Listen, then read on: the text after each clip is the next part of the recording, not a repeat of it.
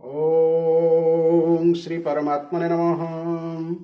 ओम वासुदेवाय नमः। ओम व्यासदेवाय नमः। ओम जगन्नाथदासाय नमः। ओम गणेशाय नमः। हे माँ सरस्वती तमें कंठरे बस, माँ कंठरे बस। अति बड़ी जगन्नाथ दास रचित श्रीमद् भागवत महापुराण सप्तम स्कंधर आम चतुर्दश अध्याय बा 14तम अध्याय आज श्रवण करवा। यही अध्याय गृहस्थ धर्मर विधान कथा वर्णना कर गृहस्थ किए जी संसार करे, यौवन पर गृहस्थ अवस्था आसी जाए। यही गृहस्थ अवस्था संसार रहिबा समय मनीष कौन करवा उचित से कथा एठारे बहुत भल भाव कहुई। तेणु आम भल भाव ध्यानर सहित शुणिले यार मर्म को बुझीपर एवं तत् अनुसार आम चली पारिबा। यह फल गृहस्थ जीवन आमर सुखमय होगा सहित परलोक आम सुख प्राप्त करिपारिबा। एमती धारावाहिक भाव में शुणापी भागवत महापुराण चैनल शास्त्र ज्ञान 6918 को सर्च करंतु एवं फॉलो करंतु एवं प्रत्येक दिन बा प्रत्येक अध्याय धारावाहिक भाव में शुणापी चेष्टा करंतु। तेबे आसंतु आरंभ करिबा सप्तम स्कंध चतुर्दश अध्याय। गृहस्थ धर्मर विधान 14 अध्याय बखाण। युधिष्ठिर उवाच। युधिष्ठिर कहउछंती काकू ब्रह्मानंदन ब्रह्मांक नंदन नारद को, शुण हे ब्रह्मार नंदन वनस्थ अवधूत धर्म। शुणिली शास्त्रर प्रस्तावे गृहस्थ धर्म कहएबे। जे विधि गृह आचरणे आगम निगम प्रमाणे। एमंते धर्म सुतवाणी शुणिक हंति ब्रह्ममुनि। राजा युधिष्ठिर पचारुचंती हे देवर्षि नारद, मो परी गृहस्थ विशेष परिश्रम न करी मध्य केउ साधना बल एही पद बा मोक्ष पद जहाँकि दत्तात्रेय प्रभृति निवृत्ति मार्गी माने लाभ करती बा लाभ करिपारिबो ताहा मते कृपा करी कहंतु। नारद कहउचंती वर्तमान। नारद उवाच। गृहस्थ रजनी प्रभाते शुचिनी निर्मल शुद्ध चिते। स्मरिब नारायण नाम हरि गोविंद कृष्ण नाम। पुरुष तम दामोदर विश्वस भव विश्वम्भर। ए आदि पुण्य श्लोक जेते नाम कीर्तन प्रभाते। कृष्णे अर्पण नित्य करी गृहस्थ धर्म गृहे करी। महत जने उपासन करिब नित्य कृष्ण ध्यान। अर्थात नारद कहले, हे युधिष्ठिर, मनुष्य गृहस्थाश्रम रहू पछे एवं गृहस्थ धर्म अनुसार सबु कर्म करू पछे, किंतु सही सबु कर्म भगवान ठारे समर्पण करदेबाकू पड़िबो एवं बड़ बड़ संत महात्मा मानकर सेवा करबाकू पड़िबो। कृष्णर अवतार कथा पुराण आदि शास्त्र गीता। संग करिब साधु सन्थे दिनब जीव शुणिनीते। अर्थात अवकाश अनुसार ताकू अनासक्त बा बैरागी पुरुषों ग्रहण रे निवास करने पड़िबो एवं श्रद्धापूर्वक भगवान विभिन्न अवतारर लीला कथामृत बारंबार पान करने पड़िबो। साधु गते थोई मन पुत्रक लत्र गृहजन। संपद स्वप्न प्राय मणि चित्ते चिंतीव चक्रपाणी। अर्थात स्वप्न भांगी जिबा परे जेपरी स्वप्नर विषय और व्यक्ति मानक प्रति मनुष्य आसक्त होई रहे नहीं, ସେହିପରି ସତ୍ସଙ୍ଗ ଦ୍ୱାରା ତାହାର ବୁଦ୍ଧି ଯେତେ ଶୁଦ୍ଧ ହୋଇ ଚାଲିବ, ସେ ସ୍ୱୟଂ ତାର ଶରୀର, ସ୍ତ୍ରୀ, ପୁତ୍ର, ଧନ ସମ୍ପଦ ପ୍ରତି ଯେତେ ଆସକ୍ତି ଛାଡ଼ି ଦେବାକୁ ଚେଷ୍ଟା କରିବା ଉଚିତ, କାରଣ ତାକୁ ସେସବୁ ବିଷୟ ଦିନେ ନା ଦିନେ ଛାଡ଼ି ଚାଲିଯିବାକୁ ପଡ଼ିବ। ଯାବତ ପ୍ରୟୋଜନ ଅର୍ଥ ଗୃହେ ସାଧିବ ନିତ୍ୟ ନିତ୍ୟ ବିରକ୍ତ ଚିତ୍ତ ଅନ୍ତର୍ଗତେ ଲୋକବେ ଭାର ଜନ ସାଥେ। ଅର୍ଥାତ୍ ଯେ ବୁଦ୍ଧିମାନ ପୁରୁଷ ସେ ଆବଶ୍ୟକତା ଅନୁସାରେ ହିଁ ଘରର ଓ ନିଜ ଶରୀରର ସେବା କରିବା ଆବଶ୍ୟକ, ଅଧିକ ନୁହେଁ। ସେ ଭିତରେ ଭିତରେ ଅନାସକ୍ତ ରହି ବାହାରକୁ ସଂସାରାସକ୍ତ ବା ସଂସାର ଆସକ୍ତ ସାଧାରଣ ମନୁଷ୍ୟଙ୍କ ପରି ବ୍ୟବହାର କରିବା ଉଚିତ। ଭ୍ରାତୃ ହୃଦ ତାତମାତ ଜ୍ଞାତି ବାନ୍ଧବ ଦାରାସୁତ ଯେବାଇ ଛନ୍ତି ଯେ ବୋଲନ୍ତି ଯେ ଭାବେ ସନ୍ତୋଷେ ରହନ୍ତି ମନସନ୍ତୋଷେ ସୁଖ ଦେବ ନିର୍ମଳେ ସର୍ବଦା ବଞ୍ଚିବ। ଅର୍ଥାତ୍ ମାତା ପିତା, ଭାଇ ବନ୍ଧୁ, ପୁତ୍ର ମିତ୍ର, ଜାତି ଲୋକେ ଏବଂ ଅନ୍ୟମାନେ ଯାହା କିଛି କହିବେ ଅଥବା ଚାହିଁବେ, ନିଜ ଭିତରେ କୌଣସି ମମତା ନ ରଖି ସେ ତାହା ଅନୁମୋଦନ କରିଦେବା ଉଚିତ। ଭୂମି ଗଗନ ଅନ୍ତରିକ୍ଷେ ଯେ ଧନ ମିଳିବ ପ୍ରତ୍ୟକ୍ଷେ କୃଷ୍ଣର ଦେଲା ପ୍ରାୟ ବୁଝି ସେ ଧନ ଦୁଃଖ ସୁଖେ ଭୁଞ୍ଜି ଦିନ ବଞ୍ଚିବ ହରି ଭାବେ ଯତ୍ନ କରିବ ଧର୍ମ ଲାଭେ। ଅର୍ଥାତ୍ ବର୍ଷା ଆଦି ଦ୍ୱାରା ଉତ୍ପନ୍ନ ହେଉଥିବା ଧନ ଆଦି ଶସ୍ୟ, ଖଣିରୁ ମିଳୁଥିବା ସୁନା ଆଦି ଧାତୁ, ଅକସ୍ମାତ୍ ମିଳିଯାଉଥିବା ଦ୍ରବ୍ୟ ପ୍ରଭୃତି ତଥା ଅନ୍ୟ ସକଳ ପ୍ରକାର ଧନ ଭଗବାନଙ୍କ ଦ୍ୱାରା ପ୍ରଦତ୍ତ ବୋଲି ବୁଝି ବୁଦ୍ଧିମାନ ପୁରୁଷ ସେସବୁକୁ ପ୍ରାରବ୍ଧ ଅନୁସାରେ ଉପଭୋଗ କରୁ, କିନ୍ତୁ ବଳକା ଦ୍ରବ୍ୟକୁ ସଞ୍ଚୟ ନ କରି ପୂର୍ବୋକ୍ତ ସାଧୁ ସେବା ଆଦି କର୍ମରେ ଲଗାଇବା ଆବଶ୍ୟକ।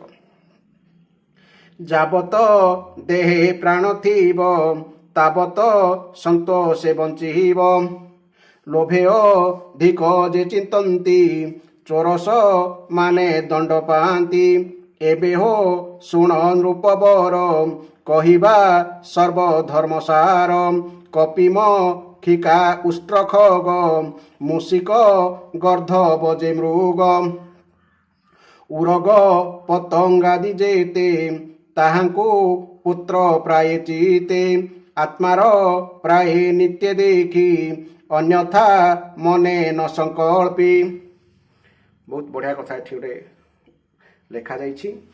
ଆଜିକା ଦିନରେ ପ୍ରତ୍ୟେକ ସରକାରୀ କର୍ମଚାରୀ ୟା ଉପରେ ଟିକେ ଧ୍ୟାନ ରଖିବା ଉଚିତ, ନହେଲେ ଶେଷରେ ଚାକିରି ଯିବ ଆଉ ଜୀବନ ବି।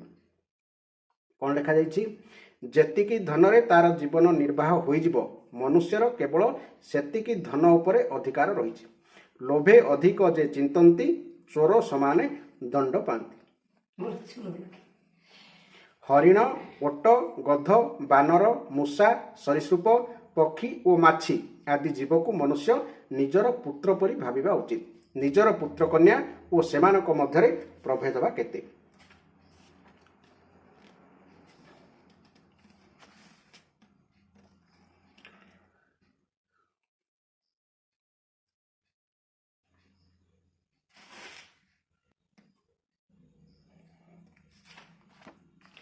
ত্রিবর্গ কষ্টে ন সাধিব যে ভাবে নিন্দন্তি সাধব যে দ্রব্য অতি ক্লেশে পাই যে সুখে অতি লোভ হই জেনে বা পর পীড়া হেব এতিনি চিতে ন ধরিব যে দেশ কাଳ পাত্র মতে জামিলে কর্মর আয়তে ସେ ଭାବେ ପୋଷିବ ଜୀବନ ଦେଖିବ ସକଳେ ସମାନ। ଗୃହସ୍ଥ ହୋଇ ମଧ୍ୟ ଧର୍ମ, ଅର୍ଥ ଓ କାମ ନିମନ୍ତେ ବିଶେଷ କଷ୍ଟ ସ୍ୱୀକାର କରିବା ଉଚିତ ନୁହେଁ। ଦେଶ କାଳ ଓ ପାତ୍ର ମତେ ଜାମିଲେ କର୍ମର ଆୟତେ ସେ ଭାବେ ପୋଷିବ ଜୀବନ ଦେଖିବ ସକଳେ ସମାନ।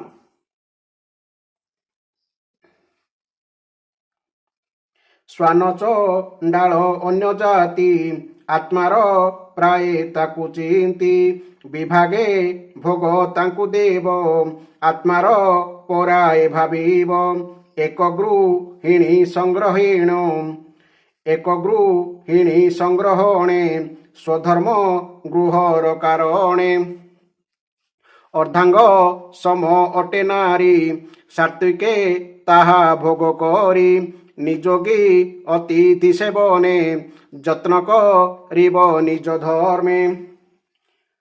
अन्य कथा कौन कहवा मनुष्य पत्नी को भी अतिथि आदिंकर निर्दोष बा विशुद्ध सेवारे लगाई देवा आवश्यक। लोके स्त्री निमंते निज प्राण भी दे दियंती एपरिकी स्त्री पाई निजर पितामाता और गुरु को भी मारी दियंती। जो पुरुष सही स्त्री प्रति रहिथा ममता परित्याग कर दियंती से स्वयं नित्य विजयी भगवान को मध्य जय करि पारिबे। जापाई पिता गुरु प्राण प्राणी सई हेले जान अतिथि सेवारे जे नारी अतिथि सेवारे से नारी देण आप उधरी आनेय साध्य जेउ हरि ए भावे तांकु साध्य करी।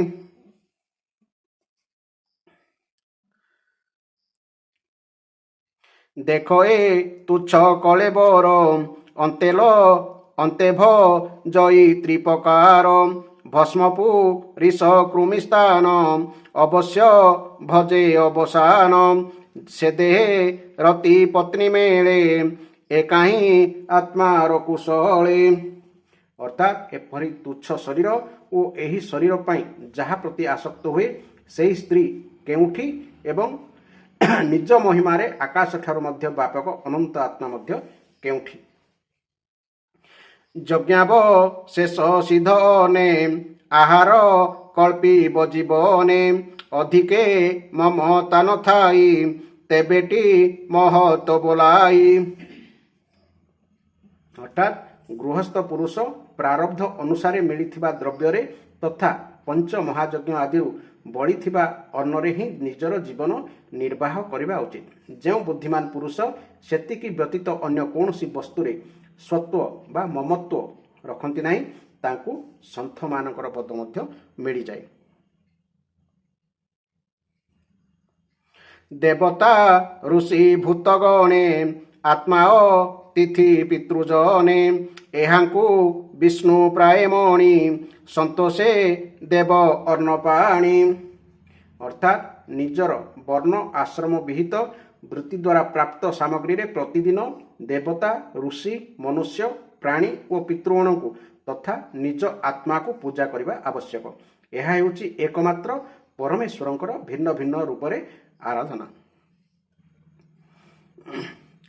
आत्माधिकारे नाना विधि यज्ञर संभार संपादी विधि विधान वेदमते यज्ञ करिब अग्निहोत्री।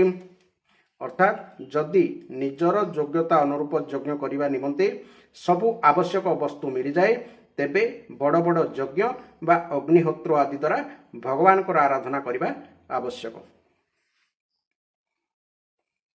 अग्निहोत्रर अवसाने विप्रंकु तोषिब भजने ब्राह्मण देहे थाई हरि एणुभ जने पूजा करी विप्रभो जने तोष जेते से नहे यज्ञ कोटि सते। बहुत बढ़िया कथा एथि कहते। हे युधिष्ठिर देखा गले भगवान हेउचंती सबु यज्ञर भक्ता। अर्थात आमे जो जो यज्ञ करू ताहार भक्ता माने ताहा काहाकु प्राप्त हुए भगवान विष्णु को प्राप्त हुए। किंतु ब्राह्मण को मुखरे अर्पित हविष्य अन्नरे से जेते तृप्ति हुंती अग्नि मुखरे हवन कले मध्य से सेते तृप्त हुंती ना। सेथिपई प्रत्येक शुभ कर्म अशुभ कर्म अंते ब्राह्मण मानकु हविष अन्न देवा उचित।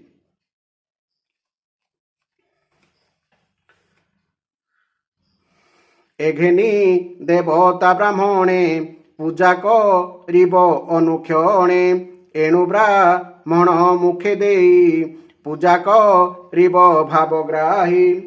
ତେଣୁ ବ୍ରାହ୍ମଣ ଦେବତା ମନୁଷ୍ୟ ଆଦି ସକଳ ପ୍ରାଣୀଙ୍କୁ ସେମାନଙ୍କର ଯଥାଯୋଗ୍ୟ ସାମଗ୍ରୀ ଦେଇ ସେମାନଙ୍କ ହୃଦୟରେ ଅନ୍ତର୍ଯାମୀ ରୂପରେ ବିରାଜିତ ଭଗବାନଙ୍କୁ ପୂଜା କରିବା ଆବଶ୍ୟକ। ଏମାନଙ୍କ ମଧ୍ୟରେ ବ୍ରାହ୍ମଣଙ୍କର ବିଶେଷ ପ୍ରାଧାନ୍ୟ ରହିଛି। ଅଶ୍ୱିନୀ ମାସ କୃଷ୍ଣ ପକ୍ଷେ ପିତୃଙ୍କୁ ପୂଜିବ ପ୍ରତ୍ୟକ୍ଷେ।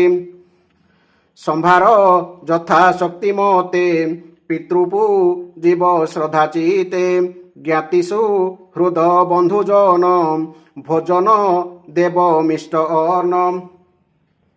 ଅର୍ଥାତ୍ ଧନୀ ଦୁଇ ଜାତି ମାନେ ନିଜର ଧନ ଅନୁସାରେ ଅଶ୍ୱିନୀ ମାସର କୃଷ୍ଣ ପକ୍ଷରେ ନିଜର ମାତା ପିତାଙ୍କର ତଥା ଅନ୍ୟାନ୍ୟ ବନ୍ଧୁମାନଙ୍କର ଯଥା ପିତାମହ ମାତାମହ ଆଦିଙ୍କର ମଧ୍ୟ ମହାଳୟ ଶ୍ରାଦ୍ଧ କରିବା ଆବଶ୍ୟକ। ଏବେ ହୋ ଶୁଣ ମହିପତି ଗୃହସ୍ଥ ନିସ୍ତାରଣ ଗତି। ବେନିୟନ ବିଷୁବାନ୍ତେ ଦିବସ କ୍ଷୟ ବ୍ୟତିପାତେ। ଅକ୍ଷୟ ତୃତୀୟ ଆଦିବସେ ଆଦିତ୍ୟ ଶଶାଙ୍କର ଗ୍ରାସେ।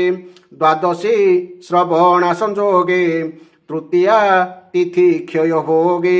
ଶୁକ୍ଳନ ବମି ଊର୍ଜମାସେ ଚତୁର ଅଷ୍ଟକା ଦିବସେ।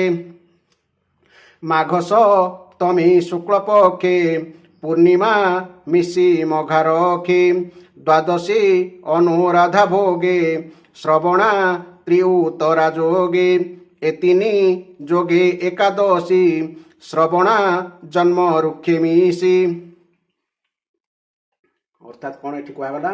ଏହା ଛଡ଼ା ଅୟନ ମାନେ କର୍କଟ ଓ ମକର ସଂକ୍ରାନ୍ତି, ବିଷୁବ ଅର୍ଥାତ୍ ତୁଳା ଓ ମେଷ ସଂକ୍ରାନ୍ତି, ବ୍ୟତିପାତ ଦିନକ୍ଷୟ ଚନ୍ଦ୍ରଗ୍ରହଣ ବା ସୂର୍ଯ୍ୟ ପରାଗ ସମୟରେ, ଦ୍ୱାଦଶୀ ଦିନ ଶ୍ରବଣା ଧନିଷ୍ଠା ଓ ଅନୁରାଧା ନକ୍ଷତ୍ର ମାନଙ୍କରେ, ବୈଶାଖ ଶୁକ୍ଳ ତୃତୀୟା ଯେଉଁଟା ଆମର ଅକ୍ଷୟ ତୃତୀୟା, କାର୍ତ୍ତିକ ଶୁକ୍ଳ ନବମୀ ଯେଉଁଟା ଅକ୍ଷୟ ନବମୀ, ମାର୍ଗଶିର ପୌଷ ମାଘ ଓ ଫାଲ୍ଗୁନ ଏହି 4 ମାସର କୃଷ୍ଣ ଅଷ୍ଟମୀ, ମାଘ ଶୁକ୍ଳ ସପ୍ତମୀ, ମାଘ ମାସର ବା ମଘା ନକ୍ଷତ୍ରରେ ଯୁକ୍ତ ପୂର୍ଣ୍ଣିମା ଏବଂ ପ୍ରତ୍ୟେକ ମାସରେ ସମ୍ପୃକ୍ତ ମାସ ନକ୍ଷତ୍ର ଚିତ୍ରା ବିଶାଖା ଜ୍ୟେଷ୍ଠା ଆଦିରେ ଯୁକ୍ତ ପୂର୍ଣ୍ଣିମା ଦିନ ଅର୍ଥାତ୍ ସେଦିନ ଚନ୍ଦ୍ର ପୂର୍ଣ୍ଣ ହେଉ ବା ଅପୂର୍ଣ୍ଣ ରହୁ ପଛେ ଅନୁରାଧା, ଶ୍ରବଣା, ଉତ୍ତର ଫାଲ୍ଗୁନୀ, ଉତ୍ତରାଷାଢ଼ା ଓ ଉତ୍ତର ଭାଦ୍ରପଦ ସହିତ ଯୁକ୍ତା ଦ୍ୱାଦଶୀ ତିଥି ଉକ୍ତ 3 ଉତ୍ତରା ନକ୍ଷତ୍ରରେ ଅଥବା ଜନ୍ମ ନକ୍ଷତ୍ର ବା ଶ୍ରବଣ ନକ୍ଷତ୍ରରେ ଯୁକ୍ତ ଏକାଦଶୀ ତିଥି, ଏହି ସବୁ ସମୟ ହେଉଛି ପିତୃଗଣଙ୍କ ଶ୍ରାଦ୍ଧ କରିବାର ଯୋଗ୍ୟ ଏବଂ ଶ୍ରେଷ୍ଠ ସମୟ। ଏହି ଯୋଗ କେବଳ ଶ୍ରାଦ୍ଧ ନିମନ୍ତେ ନୁହେଁ ସକଳ ପୁଣ୍ୟକର୍ମ ନିମନ୍ତେ ମଧ୍ୟ ଉପଯୋଗୀ। ଏହି ସବୁ ଯୋଗ କଲ୍ୟାଣ ସାଧନ ନିମନ୍ତେ ଉପଯୁକ୍ତ ଏବଂ ଏସବୁର ଅବସର ଶୁଭ ଅଭିବୃଦ୍ଧି କରାନ୍ତି। ଏହି ସବୁ ଅବସରରେ ନିଜର ପୂର୍ଣ୍ଣ ଶକ୍ତି ଲଗାଇ ଶୁଭ କର୍ମ କରିବା ଉଚିତ। ଏଥିରେ ଜୀବନର ସଫଳତା ନିହିତ। ଶ୍ରେୟସା ଧନେ ଯୋଗ ଏତେ ଗୃହସ୍ଥ ଧର୍ମ ସାଧ୍ୟର୍ଥେ। ଏଦିନେ ଧର୍ମ କର୍ମ କଲେ ଶ୍ରେୟ ଆୟୁଷ ଲଭେ ଭଲେ। ଏଦିନେ ତପ ହୋମ ସ୍ନାନ ଯଜ୍ଞ ଦେବତା ଆରାଧନ। ପିତୃଦେବତା ଭୂତଗଣେ ଅନ୍ନ ଜଳ ତିଳ ତର୍ପଣେ। ଏହି ସବୁ ଶୁଭ ସଂଯୋଗରେ ଯେଉଁ ସ୍ନାନ ଜପ ହୋମ ବ୍ରତ ତଥା ଦେବତା ଓ ବ୍ରାହ୍ମଣ ପୂଜା କରାଯାଏ ଅଥବା ଦେବତା ପିତୃପୁରୁଷ ମନୁଷ୍ୟ ଏବଂ ପ୍ରାଣୀମାନଙ୍କୁ ଯାହା କିଛି ସମର୍ପଣ କରାଯାଏ ତାହାର ଫଳ ଅକ୍ଷୟ ହୋଇଥାଏ ଅର୍ଥାତ୍ ଫଳ କ୍ଷୟ ହୁଏ ନାହିଁ। ପତ୍ନୀର ସଂସ୍କାର କାଳରେ ଅପତ୍ୟ ସମ୍ଭବ ଦିନରେ। ଜ୍ଞାତିମ ରଣେ ପ୍ରେତ କାର୍ଯ୍ୟେ ପୂଜିବ ବାନ୍ଧବ ସମାଜେ। ହେ ଯୁଧିଷ୍ଠିର, ସ୍ତ୍ରୀର ପୁଂସବନ ଆଦି ସନ୍ତାନର ଜାତ କର୍ମ ଆଦି ତଥା ନିଜର ଯଜ୍ଞ ଦୀକ୍ଷା ଆଦି ସଂସ୍କାର ସମୟରେ ଶବଦାହ ଦିନ ବା ବାର୍ଷିକ ଶ୍ରାଦ୍ଧ ଉପଲକ୍ଷେ ତଥା ଅନ୍ୟ ମାଙ୍ଗଳିକ କର୍ମ ଦିବସରେ ଦାନ ଆଦି ଶୁଭ କର୍ମ କରିବା ଆବଶ୍ୟକ। କିନ୍ତୁ ଏବେ ଲୋକ କହୁଛନ୍ତି ଜଣେ ମରିଗଲେ କାହିଁକି ଅନ୍ନଦାନ କରିବ, ତା ଘରେ ତ ଦୁଃଖ ପଡ଼ିଥିବ। କାରଣ କଳିଯୁଗରେ ମଣିଷର ବୁଦ୍ଧି ଭ୍ରଷ୍ଟ ହୁଏ। असत्य को सत्य और सत्य को असत्य मने तेणु ए सब तार बुद्धि भ्रष्ट होबार गोटे लक्षण किंतु शास्त्र यह कहे जे कौन पुण्यकर्म हो अशुभ कर्म हो शेष समय बंधु बांधव को खाना पीना और दान देवा उचित। एबे हो शुण धर्म शिष्य कहिबा पुण्य स्थान देश विष्णु प्रतिमा बसे नाही सचरा चर विश्व तहि सत्पात्र जन लभि जहि से पुण्य तम देश कहि ब्राह्मण कुल बसे जहि दया तो पश्या विद्या बहि।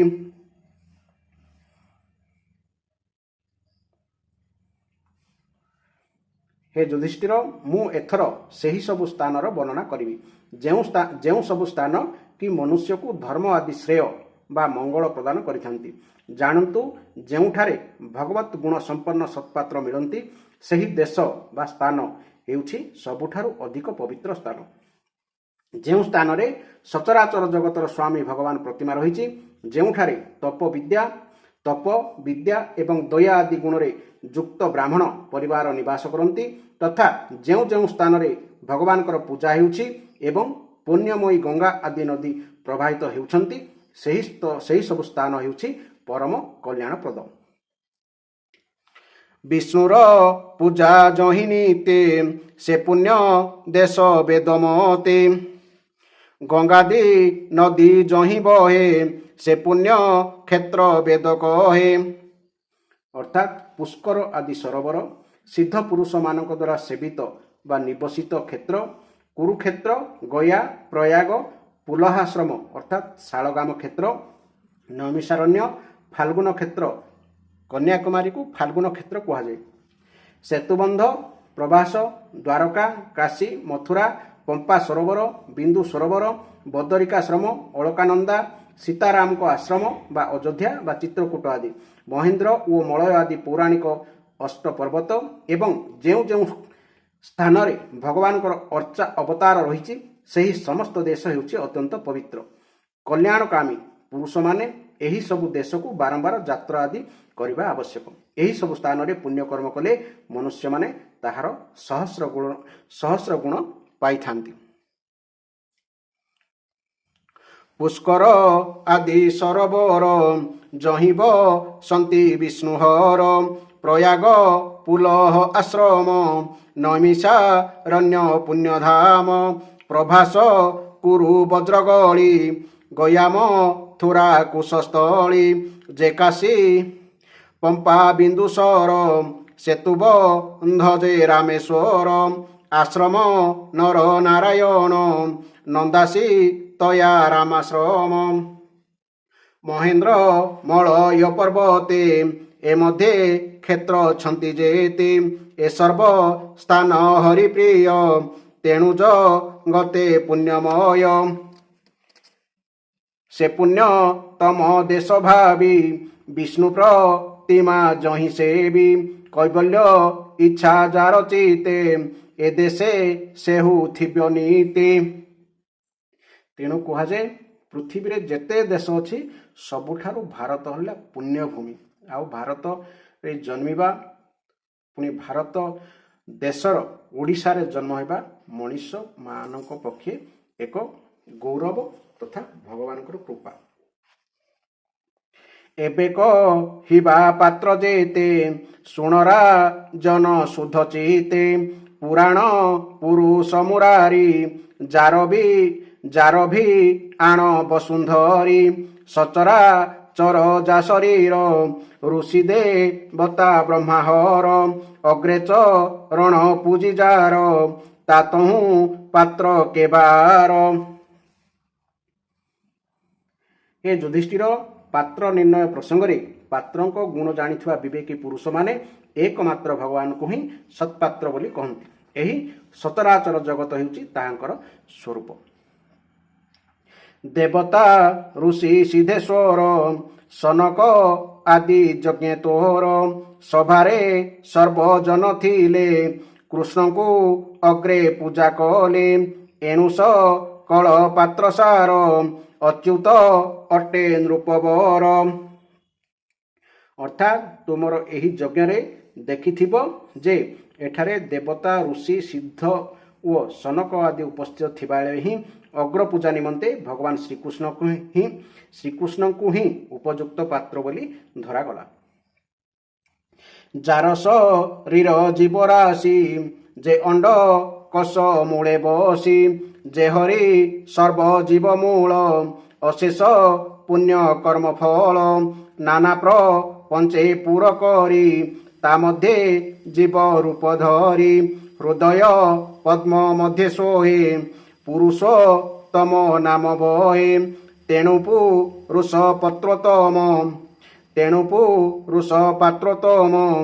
ଯେ ନିତ୍ୟେ ରମେ ଆତ୍ମାରାମ। ଭଗବାନ ଶ୍ରୀକୃଷ୍ଣ ହିଁ ହେଉଛନ୍ତି ଅସଂଖ୍ୟ ଜୀବମାନଙ୍କର ପରିପୂର୍ଣ୍ଣ ଏବଂ ଏହି ବ୍ରହ୍ମାଣ୍ଡ ରୂପୀ ବୃକ୍ଷର ମୂଳ।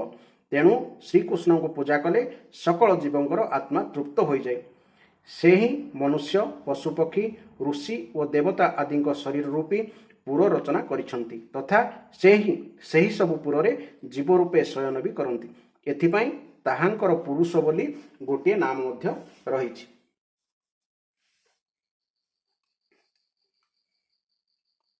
ଯେଣୁ ଏ ପୁରୁଷଙ୍କ ଦେହେ ସେ ହରି ତାର ତମେ ରହେ ଏଭାବେ ଅବଜ୍ଞା ବିଚାରି ତ୍ରେତାଦି ଯୁଗେ ମୂର୍ତ୍ତି କରି ସଂସ୍କାର ନିଗମ ଆଗମେ ପୂଜା କରନ୍ତି ଗ୍ରାମେ ଗ୍ରାମେ। ଏ ଯୁଧିଷ୍ଠିର ଭଗବାନ ସବୁଠାରେ ଏକାପରି ରହୁଥିଲେ ମଧ୍ୟ ମନୁଷ୍ୟ ଆଦିଙ୍କଠାରେ ସେମାନଙ୍କର ବିଭିନ୍ନତା ହିସାବରେ ନ୍ୟୁନ ଅଧିକାର ରୂପରେ ପ୍ରକାଶମାନ ହୁଅନ୍ତି। ତେଣୁ ପଶୁପକ୍ଷୀ ଆଦି ଶରୀରଧାରୀଙ୍କ ଅପେକ୍ଷା ମନୁଷ୍ୟ ହିଁ ଶ୍ରେଷ୍ଠ ପାତ୍ର ଏବଂ ମନୁଷ୍ୟମାନଙ୍କର ମଧ୍ୟରେ ବି ଯାହାଙ୍କଠାରେ ଭଗବାନଙ୍କର ଅଂଶ ହୋଇଥିବା ତପ ଯୋଗ ଆଦି ଯେତେ ଅଧିକ ପରିମାଣରେ ଦେଖିବାକୁ ମିଳେ ସେ ସେତେ ଅଧିକ ଶ୍ରେଷ୍ଠ। ହେ ଯୁଧିଷ୍ଠିର ତ୍ରେତା ଆଦି ଯୁଗରେ ବିଦ୍ୱାନମାନେ ଦେଖିଲେ ଯେ ମନୁଷ୍ୟମାନେ ନିଜ ନିଜ ଭିତରେ ଏକ ଆରେକକୁ ଅପମାନିତ ଆଦି କରୁଛନ୍ତି। ତେଣୁ ସେମାନେ ଉପାସନାରେ ସିଦ୍ଧି ନିମନ୍ତେ ଭଗବାନଙ୍କର ପ୍ରତିମା ପ୍ରତିଷ୍ଠା କଲେ। ସେ ପୂଜା ମାତ୍ରେ ତୋଷ ହୁଅନ୍ତି ବାଞ୍ଛିତ ଫଳ ନିତ୍ୟ ଦିଅନ୍ତି ଯେ ପ୍ରାଣୀ ପରେ ହିଂସା କରେ ଦେବତା ପୂଜି ସେ ନତରେ। ସେହି ସମୟରୁ କେତେକ ଲୋକ ବଡ଼ ଶ୍ରଦ୍ଧା ଓ ଶୁଦ୍ଧ ସାମଗ୍ରୀ ଦ୍ୱାରା ପ୍ରତିମାରେ ହିଁ ଭଗବାନଙ୍କୁ ପୂଜା କରନ୍ତି କିନ୍ତୁ ଅନ୍ୟ ପ୍ରତି ଦ୍ୱେଷ କରୁଥିବା ମନୁଷ୍ୟ ପ୍ରତିମା ପୂଜା କଲେ ମଧ୍ୟ ତାଙ୍କୁ ଉପାସନାରେ ସଫଳତା ମିଳେ ନାହିଁ। ଏଣୁ ପୁରୁଷଙ୍କର ମଧ୍ୟେ ଯେ ବିପ୍ର ଜ୍ଞାନୀ ବେଦ ସାଧି ତାତହୁଁ ପାତ୍ର ଆର ନାହିଁ ସେ ବିପ୍ର ନିଶ୍ଚେ ବିଷ୍ଣୁ ଦେହି ଯେ କୃଷ୍ଣ ଆତ୍ମା ତିଳଙ୍କର ବ୍ରାହ୍ମଣ ଦେବତା ତାଙ୍କର ଏଣୁ ସେ ବ୍ରାହ୍ମଣ ଚରଣ ତ୍ରୈଲୋକ୍ୟ ନିସ୍ତାର କାରଣ। ହେ ଯୁଧିଷ୍ଠିର ମନୁଷ୍ୟମାନଙ୍କ ମଧ୍ୟରେ ବି ବ୍ରାହ୍ମଣମାନଙ୍କୁ ବିଶେଷ ସୁପାତ୍ର ଭାବରେ ଗଣାଯାଏ କାରଣ ବ୍ରାହ୍ମଣ ନିଜର ତପସ୍ୟା ବିଦ୍ୟା ଓ ସନ୍ତୋଷ ଆଦି ଗୁଣ ହେତୁ ଭଗବାନଙ୍କର ବେଦ ରୂପୀ ଶରୀରକୁ ଧାରଣ କରନ୍ତି। ଏଭାବେ ଦେଶ କାଳ ପାତ୍ର ଦୀକ୍ଷାଦି ଧର୍ମ ଦୈବତ ନାରଦ ମୁନି ଅନୁରାଗେ କହିଲେ ଯୁଧିଷ୍ଠିର ଆଗେ ଏ ଭାଗବତ ଧର୍ମବାଣୀ ଶୁଣିସ ସାରୁତର ପ୍ରାଣୀ ସପ୍ତମ ସ୍କନ୍ଧେ ଭାଗବତ ଭଣଇ ଦାସ ଜଗନ୍ନାଥ। ଇତି ଶ୍ରୀମଦ୍ଭାଗବତେ ମହାପୁରାଣେ ପରମହଂସା ସଂହିତାୟାଂ ସପ୍ତମ ସ୍କନ୍ଧେ ସଦାଚାର ନିର୍ଣ୍ଣୟ ନାମ ଚତୁର୍ଦଶୋଧ୍ୟାୟଃ। ହେ ମହାରାଜ ତୁମ ଆମ କଥା କ'ଣ କହିବି? ଏ ଯେଉଁ ସର୍ବାତ୍ମା ଭଗବାନ ଶ୍ରୀକୃଷ୍ଣ ଏହାଙ୍କର ଇଷ୍ଟଦେବ ମଧ୍ୟ ବ୍ରାହ୍ମଣ କାରଣ ବ୍ରାହ୍ମଣଙ୍କ ଚରଣ ଧୂଳିରେ ତିନି ଲୋକ ପବିତ୍ର ହୋଇଯାଉଛି। କିନ୍ତୁ ଆଜିକା ଦିନରେ ନଷ୍ଟ ଭ୍ରଷ୍ଟ ମୂର୍ଖ ପର କଥାରେ ପଡ଼ୁଥିବା ଲୋକ ବ୍ରାହ୍ମଣଙ୍କୁ ବିରୋଧ କରୁଛନ୍ତି। ଏହାର ଫଳ ତାଙ୍କର ପତନର କାରଣ ଶାସ୍ତ୍ର କହିଛି ମଣିଷର ଯେତେବେଳେ ପତନ ଆରମ୍ଭ ହେବ ସେତେବେଳେ ସେ ବ୍ରାହ୍ମଣ ଭଗବାନ ଆଉ ଗାଈ ମାନଙ୍କୁ ବିରୋଧ କରିବ ବା ପାଳିବ ନାହିଁ। ଫଳରେ ତାର ପତନର ଆରମ୍ଭ ହେବ। ତ ଏହି ଅଧ୍ୟାୟ ଭଲ ଭାବରେ ଶୁଣିଥିବାରୁ ଭଗବାନ ଆପଣମାନଙ୍କୁ କୃପା ପ୍ରଦାନ କରନ୍ତୁ। ଜୟ ଜଗନ୍ନାଥ, ଜୟ ଜଗନ୍ନାଥ, ଜୟ ଜଗନ୍ନାଥ।